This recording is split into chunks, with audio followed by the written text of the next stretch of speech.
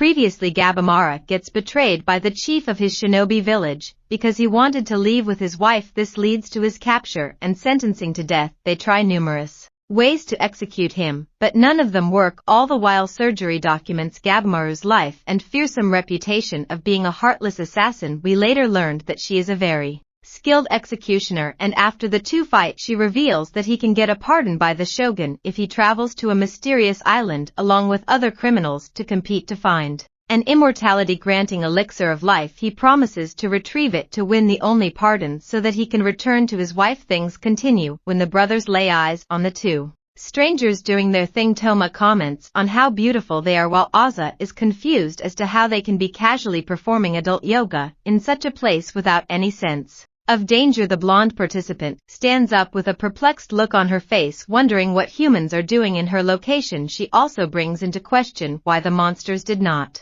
deal with the humans. Just from a rhetoric, Oza deduces that the two stand before him are not humans. The lady with pink hair finds the brothers interesting and wants them to join, since it is rare for humans to make it this far. This statement angers her companion, who transforms into a man and vows to kill the brothers who have interrupted their yoga lesson. Elsewhere on the island, Gabamaru and his party stand over the ruined village, covered in mist and fog. His concern isn't if the place is occupied with people, but he would like to know if they will be friends or foe, given the encounters they have already had on the island. As he ponders, we see a figure behind the trees listening in. Gabamaru instantly senses a presence within the area, so he looks back and spots the person, who then takes flight to flee from him. He goes on a pursuit whilst yelling for the person to stop. He catches up to them and pulls the hood off, only to reveal a girl who looks very similar to the two we encountered earlier. As he wonders if she is from the mainland, a bootleg wish-looking version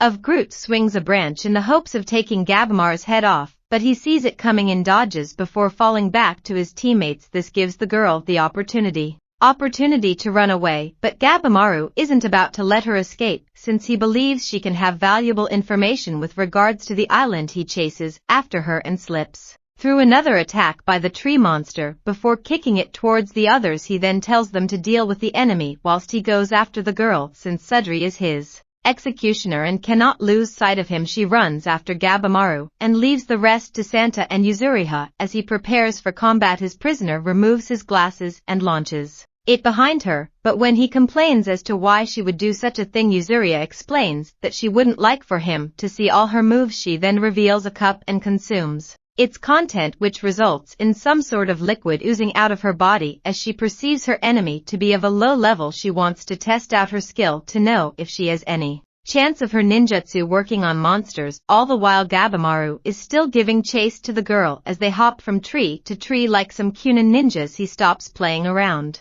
and appears next to her while they continue their run. He notices that she knows the Winits pretty well, so he reaches out and grabs her hand to get information out of her, but the girl surprises him when she also holds his hand and judo throws him to the ground as if he weighed a bag of feathers. Gabamari sits on the floor contemplating how a child with arms like a twig could manipulate his body in such a manner. Sagari quickly catches up and pleads for the girl to stop so they can ask her a few questions. She promises her that they have no intentions of hurting or harming her. This message seems to get to the girl as her fast pace run slowly comes to a halt. Sudri is glad that the girl can understand, so she draws in closer to her, but as Lady Pink turns around, Sudri can see a glowing fist coming towards her. She is too late to react, so Gabamaru quickly steps in front of his executioner to tank the blow. As soon as the fist connects with his hands, he feels the force. He points out that her power is more than just brute strength, but rather a different type of strength. This reminds him of the time surgery easily deflected the punch of the giant. While stepping back from the punch, blood drips from his mouth, and he thinks to himself of how much of a bigger and unpredictable task this mission has turned out to be. All he wanted to do was find the elixir of life so that he could receive the pardon and return to his wife. Gabamaru finds his feet and addresses the girl, saying that he is not sure whether or not she is a human, but he is in a desperate position, so he wouldn't go easy on her. He gets ready to attack, and before the girl can react, he grabs some vines close by and begins to wrap them around the girl, which completely incapacitates her as she remains suspended in the air. Gabamara gives her a stern warning and goes dark mode on her, which results in the girl bursting out in tears. This catches him and his executioner by surprise. Saturday reprimands him and tells him to cut the girl loose now that she is on the ground. The samurai approaches her and gently comforts her until she calms down a little. They take a closer look at her and it appears to them that she is just a normal girl. They are interrupted by the yelling of Yuzuria, who perceives them to be having an easy time while she goes on about how hard she worked to bring the plant monster to a stop. As the group gather around the bootleg Groot and discuss on how best to move forward in questioning the girl, a voice from below calls out to them pleading for them to return the girl back. It turns out that this deformed-looking tree monster can talk, which takes the group by surprise. He makes a pledge to tell them about the elixir and to take them to the village, but Yuzuria thinks that it may be an attempt from the monster to trap them, so he informs them that there is food at the village. By Yuzuria rejects, she only accepts to follow him when he makes mention of a bath. While making their way down, Sudri wonders if it is a wise decision to trust someone they know absolutely nothing about, but Gabimaru does not give a damn since all he wants is information that will lead him to the elixir. Besides, he tells her that if it tries anything funny he will just take it down. After arriving at their destination, the party note that there is nobody around, so the monster informs them that it was not like this 1,000 years ago. Tree Man leads them to his house and Gabimaru wants to get straight to asking questions, but Yuzuria stops him and says that the questions can wait. After she has taken a bath, while she enjoys her bath, Gabimaru is frustrated because he feels like there is no time to waste since he has no option other than to wait. He and Santa enter the house to pass the time there. The monster is a good host and offers them food and water, although Santa is very desperate to have a taste. Gabimaru warns him against it until they know the intentions of the monster. Tree Man offers them a suspicious-looking fruit and assures them that it is not poisonous as it is the same fruit the girl eats. Gabimaru questions it on his relationship with the girl, but it refuses to answer, so Gabimaru swiftly moves on to the question pertaining to the nature of the island and the location of the elixir. They then gather around the food before Tree Man begins his exposition. It tells them that the island in which they find themselves in is known by its inhabitants as Kotaku. It is a paradise in which the gods reside. Gabimaru chimes in to know if the elixir of life truly exists, so the monster affirms its existence and tells them that it is a legend that has been passed down since ancient times. However, according to the legend, it is known as Tan and it is the source of eternal life. When Gabimaru asks of its location, the monster draws 3 concentric circles, which represents the layout of the island. It tells them that the island is divided into 3 regions. It first points to the outer circle and informs them that that is where the shore and woods are located, and this area is known as Issue. It moves to the middle circle and notifies them that that is where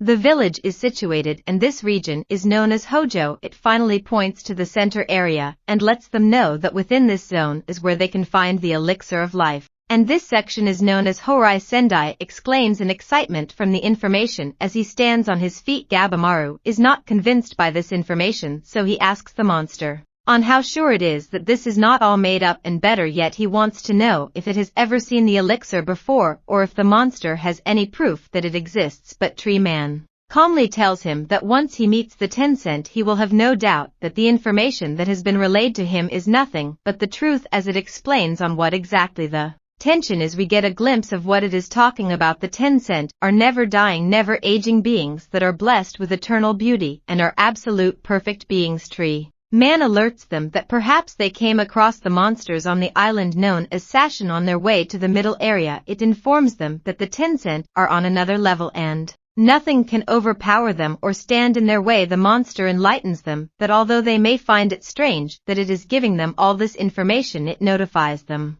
that that is the least it can do for them, since they will most likely not make it out of the island. Tree Man further goes on to say that all humans who arrive on the island will eventually die, as we cut back to the 2 brothers who lay there defeated since the Tencent do not allow anyone to leave the island. Gabimaru and Yuzuria feel like the monster is fooling with them, but it says that it has no reason to play games. All it wants is to live in peace. It finally introduces itself as Hoko and the gorillas. They were born on the island and have lived there for centuries. Tree Man Hoko continues by stating that the Tencent eliminates everyone who trespass on the land. They are the most important beings on the island who command the Sashin and punish the guilty. Apparently those who trespass on the paradise and are punished as a result do not simply die, but they are instead reborn as beautiful flowers to achieve eternal bliss. While all this explanation was going on, Toma and Oza encountered the Tencent and were defeated before being thrown into a ditch full of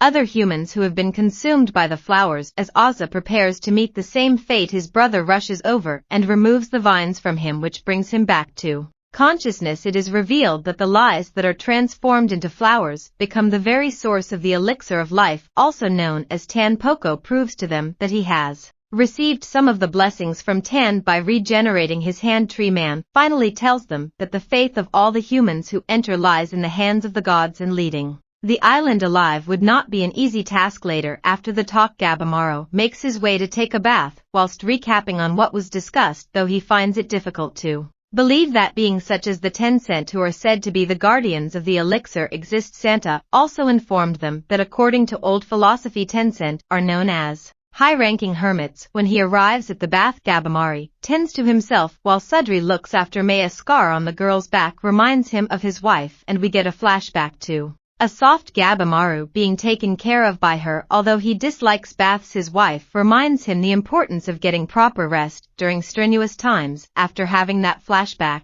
he tells the girl not to be ashamed of her scars. He then says that he knows of a woman who has a large scar, and there is no one more beautiful than her because appearance isn't everything. These words take Surgery by surprise, since she never expected such respectable words to come out of his mouth. While making his way out, the girl runs over to stop him. While scathing at him with complete appreciation for his profound words, the trio walked back to the house, and Sudri starts to believe that Gabimaru may not be a bad person after all, and perhaps he is beginning to change little by little. But on the contrary, we see Gabimaru, who has a look of emptiness and evil, whilst remembering exactly what his purpose is and how he fell from the start. That brings the episode to a stop.